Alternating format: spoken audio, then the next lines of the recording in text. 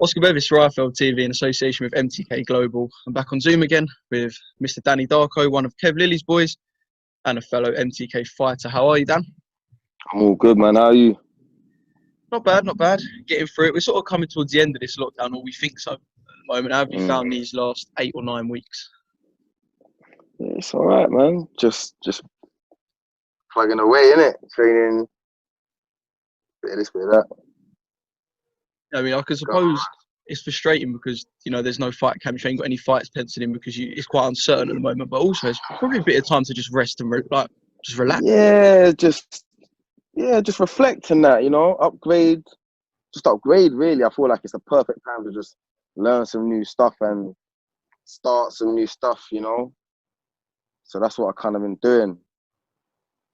I mean, you probably never get a chance in your career to have so much time to work on a certain new thing. Exactly. You never get so much time like this, so you might as well use it wisely. Yeah, how do you reflect on your 2019? Because obviously 3 fights, 3 very different fights. You had sort of start a career fight, which you're expected to win, and you did. A fight against Martin Madonna, which you weren't expected to win by a lot of people, and you did. The little beef with Billy Rumble to make it spicy as well. And then your fight against Billy Allen, where you won your first title. I mean, you couldn't really have asked for a better 2019. It must be fond memories only. No, it was definitely a serious 2019. Obviously, the first fight we had at the beginning of the year was forgot what the boy's name was, but he had only had like 2 losses and 9 wins with 7 knockouts, so he was doing bits.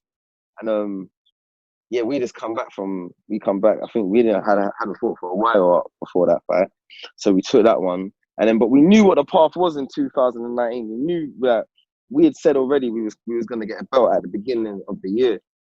So we kind of it was good because it just stuck to the plan. But that's what was meant to happen, if you know what I'm saying. So like, I'm happy that it got there, but obviously we move now, innit? You know what I'm saying? It's time to move, innit? Yeah, I can imagine it's more satisfying that you didn't just do that. You done it sort of and stuck to the plan. I can imagine there was massive plans for that's Kev probably saying get to work. Yeah, I mean there must have been massive plans for 2020 because although the Martin Madonna fight was sort of, there was a bit of buzz around it because of the whole beef thing. I mean the Billy Allen performance would have been your sort of coming up performance, and you don't really get the momentum going forward on it. What do you mean, like? Well, because you can't jump straight back. Like I can imagine you probably would have looked to fight. Yeah. Of course. Already this year. No. Yeah, 1000%. I would have. But you know, I try not to dwell on that, man, because otherwise it just stress me out. You know what I'm saying? Like all the boxers are probably stressed out that this has kind of happened, innit? But yeah, it does kill the momentum. Definitely does, innit? Because we was rolling, innit? And if this hadn't happened, then yeah, you never know, innit? Like who might have had their ass kicked by now. You know what I'm saying?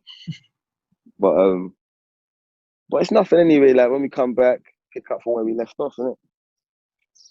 What do you sort of see as your motivation? Because obviously you relinquish your southern area. I mean, you obviously care about winning titles. I get that. You're down in the history books as the quickest southern area champ as well, so that's something. But is it money motivated as well? Is it motivated to make history? Is it motivated for titles? What do you sort of see at the moment as your motivation going forward?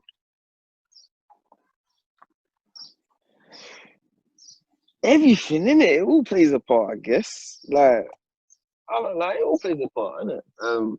I never started this thing like in my head and was like, yo, I'm gonna go down in the history books. I'll be honest, I think that's not how I started thinking about when I started boxing. You know what I'm saying? I started doing boxing because it was kind of like that precise moment in time. Yeah, I needed to find something that I was good at, innit?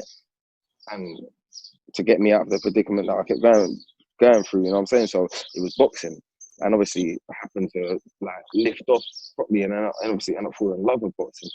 As I said, I never come into it like thinking, oh yeah, I'm going on history, but it just happened to, things like that just happened to happen, you know what I'm saying? So now, yeah, of course, that kind of does play a part. Now I'm like, oh, maybe I've gone down in that way, history. I can go down a bit more in it, but not just them, just like my people, them as well, you know?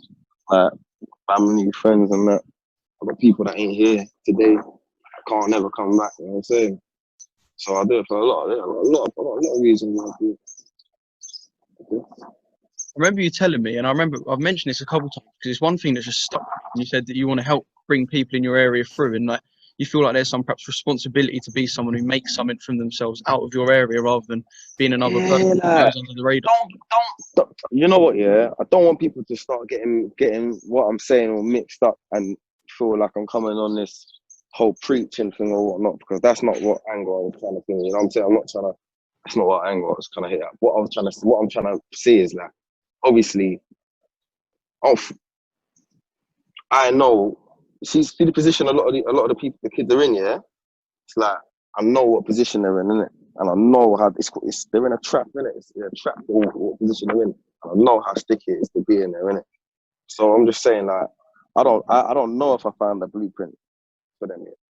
I'm not saying I found a blueprint yet. You know what I'm saying? So that's why I don't want to be like, come on this kind of preaching thing as if, oh yeah, I've made it and here's the blueprint to everyone to get out of the struggle and whatnot. That's not what I'm coming on. But I'm just saying, like, look, so far, yeah, it's kind of worked in it. I ain't been in no trouble and things are going good. So if I can get 1-2 people just to follow that path and, you know, maybe, I don't know, like, there's loads of people on these estates that are good at football and good at all of this. So maybe if they can see maybe how I'm doing my thing, they might get motivated to jump on their thing, innit? And you know what, to be honest, I have had quite a few of that. Them people, like, they message me and they're like, yeah, like, I started boxing due to seeing what I'm doing. Or, you know, I see young boys that have been getting in trouble and they might message me like, yo, I've been getting in trouble, but I'm on my boxing thing now. So when I see that, I'm like, yeah, you know what, kind of, I like that. You know what I'm saying? Yeah, I mean, if you're making a positive influence, it's always good, isn't it? It's good, isn't it? It is, yeah, of course it is. I mean, there's more to boxing than just what happens inside the ring. We hear so many times about how boxing can take away from. There's so many charities now as well, but how boxing can take away from people just sort of achieving nothing in their life. So obviously, a big positive. Do you actually pay attention to any praise you get? Because from a boxing sense, I remember your last fight. There was a lot of praise on Twitter actually, because obviously streamed on the channel, a few people watching. I remember people sort of got talking. Do you pay attention to any of that? Yeah, of course. Like, in what way though? What do you mean? Well, I don't know. I mean, people say don't get caught up in your own hype, and I know you're not caught up in your own hype, but obviously, Nah, when I don't people know. talk, I don't know. Like, it must be hard not to get excited though. don't get me wrong, innit? Yeah, it's it builds you like you. It not. You see, when I hear that and I get praise, yeah, it makes me know, alright, I'm doing the right thing. Because to be honest, say for instance, yeah, I don't know if I never got praise or people weren't rating my thing, yeah, then would I be still doing it? It's still what I'm doing. I'm an entertainer, innit? If the people that are not feeling what I'm doing or not praising what I'm doing, and you know, maybe entertainment is not my angle, then do you understand what I mean? But because everyone's feeling it, then it makes me feel like, yeah, you know what, I am doing something. I'm doing something right. People are coming out to see me fight. It's consistent numbers and it's growing. You know, I feel like when I'm in the ring, I'm getting better. I'm growing when I'm in the ring. So yeah, everything spurs me on. Like, yeah. So I do listen to it, and it's good confidence boost because sometimes, don't get me wrong, you see in times like this, yeah, a lot of like, if you say for instance, I'm alright because I feel like I just come off of a win. You know what I'm saying? So going through this period, I'm cool. Like, I feel like, yeah, get back to training, pick up from where I left off at. You know what I'm saying? But say for instance, if before this lockdown, you might have not had a fight for long, or you might have not had a meaningful fight for long, and then you come into this period, you might be a bit disheartened now. You get me? But if you if you were to look at all of the type of responses that you're getting and motivation and things that people are saying about you, then you know what I'm saying, damn things like that will spur you on. Do you understand what I mean? Yeah, of course. Yeah, I mean, there's going to be people Yeah. now who are coming off a loss in lockdown and must be driving them absolutely fucking mental.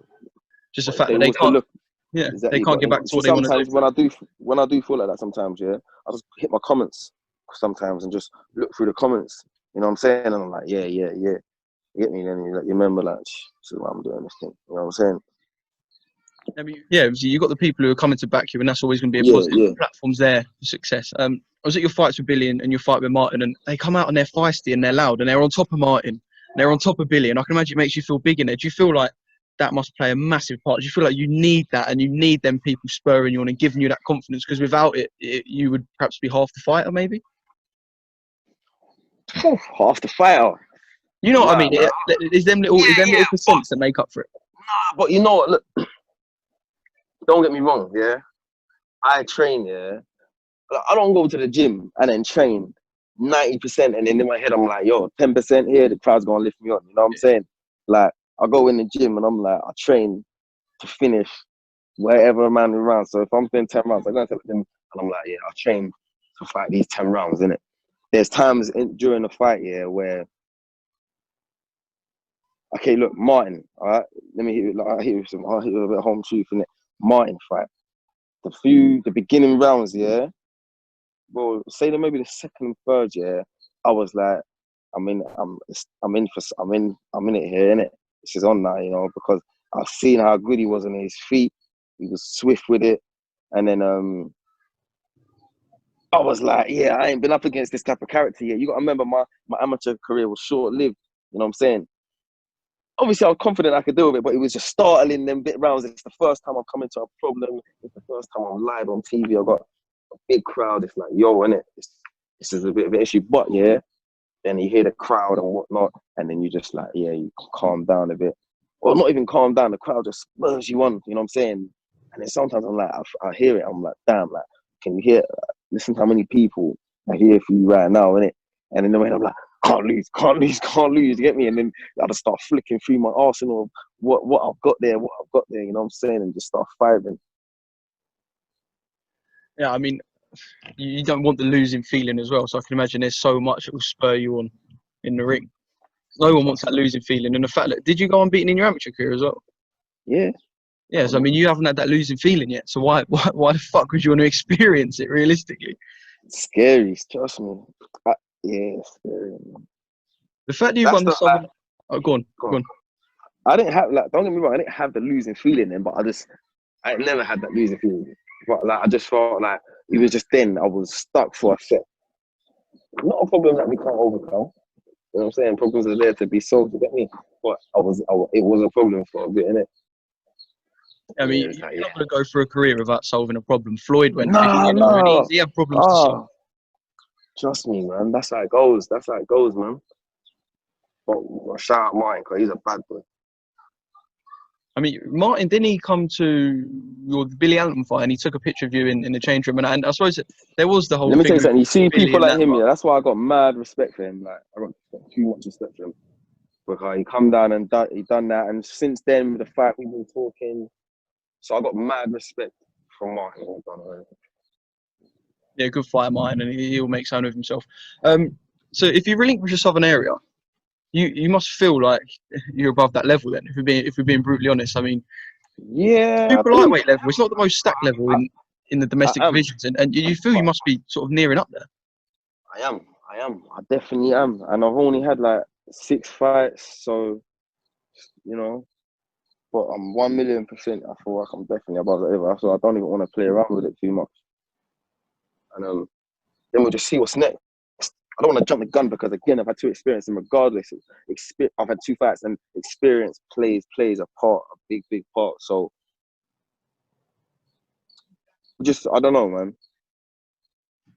What sort of discussions do you have with Kev? I can imagine now you're sort of blossoming. Our discussions are difficult, man, because it's like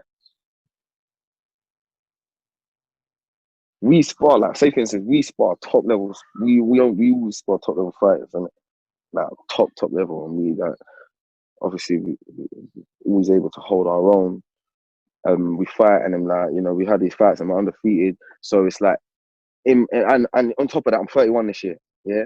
So it's like, based on them little facts that I give you, yeah, and then you got to try to whip up a route for me. It's like the only kind of route we've got is to kind of push you on. You know what I'm saying? I'm winning all the fights. I'm undefeated. I'm kind of doing it with a good fashion.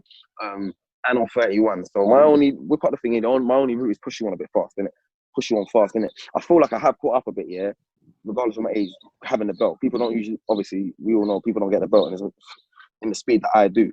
So I'm already caught up. So by the time I get to 10 fights, which is only 4 fights away, then I'm gonna be like at a different kind of stage, if you understand what I mean, innit? We're going for different belts. I don't know, like, I see the way, as I said in the last interview, man, you've seen it. Like, I've seen the way Danny Dignam and the Yard, they took their route, you know? the smart route. They knew there was above, not even that they knew that was above that level, but they got the opportunity to go that route and they went there, innit? And that's the kind of the opportunity I'm looking for right now. That opportunity don't seem too far fetched to me, you know, catching like a European route or something, maybe. Yeah, I get that because I feel like it don't seem long ago to me, and I ain't been doing this boxing thing for too long. I've always been a boxing fan, but it don't seem like too long ago that Danny Dignam was a prospect with Matchroom. Now he's ranked with WBO. Come on. Yeah, listen, let me tell you something, yeah? Make sure, please, you mention his name in this little thing because you see him, he's serious work, you know? Like, he's serious work. Like, even in the gym, sparring and that, he would tell, like, I would tell you there's no one else I don't, like, he's the only person I don't like sparring with, isn't it? Maybe I'll spar him anyway, but apart from that, I don't like sparring with Danny Dignam, you know what I'm saying? How good is that gym now? Because I feel like you've got a proper little, like if you in 2 years, I feel like there's gonna be people in that gym with belts galore. Kev is just, you know what? Kev is he's just like a little mad genius, isn't he? He just knows what kind of fighters he wants in it. Every single person in our gym is all a different style, innit? And he teaches all of us in our separate styles. No one gets the same treatment. It doesn't go like that. You know what I'm saying? We all got set hours when we're in the gym. You know what I'm saying? Certain times we're in there together and he focuses on proper things. Like, he's not like how can I say, he's not like a lot of other trainers, man. You see the way he trains is like very realistic, innit? You see the things that we do on pads, we execute. If I was to do some of the videos of what we do on pads, yeah, and then to what we do in the fight, you understand what I kind of mean. We do a lot of he does a lot of repetitive work, and it drills it in us. Very smart the way he trains us. I'm not gonna lie, very smart. I feel like he doesn't get the credit as well because when you hear people talk about top trainers, He especially on MTK, his name doesn't But get mentioned as much as it should. Nah, it doesn't. But it is now, innit? It will be now, innit? And it's getting there, trust me. And you know, if this thing here didn't happen, it would have been up there more, innit? But you got to understand as well, my coach, you don't really do the social thing and all of that. Remember, a lot of coaches out there, they're heavy on social, innit? They're called, like, I'm not saying it's a bad thing. I'm always trying to get my coach on social. I'm always trying to get on there, man, get on Insta, innit? He's like, yeah, he's not really one for the beat, for the man, like, innit? You know what I'm saying? Yeah. Yeah, no, man. He don't get the credit, but his name is getting there now due to what he's been doing with his fighters, I think, you know? So, yeah, man. Right, Danny, just before I let you go, tell me what 2020 holds in store now. Let's just say this all ends and we're back and there's behind closed doors shows in, say, August. What does 2020 hold? I suppose it's going to be sort of a fight once thing, isn't it? Yeah, most probably, yeah. But we'll see. We'll see what happens, whatever, you know, what my coach feels that he needs to bring to the table, what my coach feels is ready. But whatever they bring to the table, we'll handle in the same fashion that we do, you know? Right, Dan, I look forward to it because, like I said, I was at your last two fights and I'm not just saying it to lick your ass because you're fucking on Zoom with me. Being genuinely serious, you're a very entertaining fighter. People want to talk about you, so yeah, thanks. And speak to you in person. I don't know what the media situation will be at these behind closed doors fights, but either way, even if it's 2021, we'll speak to you soon. And, keep good. I ain't gonna lie, bro. Like you, appreciate you as well, man. I always like your interviews still, man. You ask some real questions. That's what I fuck with you. Thank you very much. Yeah, well, you know what I'm saying. But yeah, man. But take care of yourself, innit?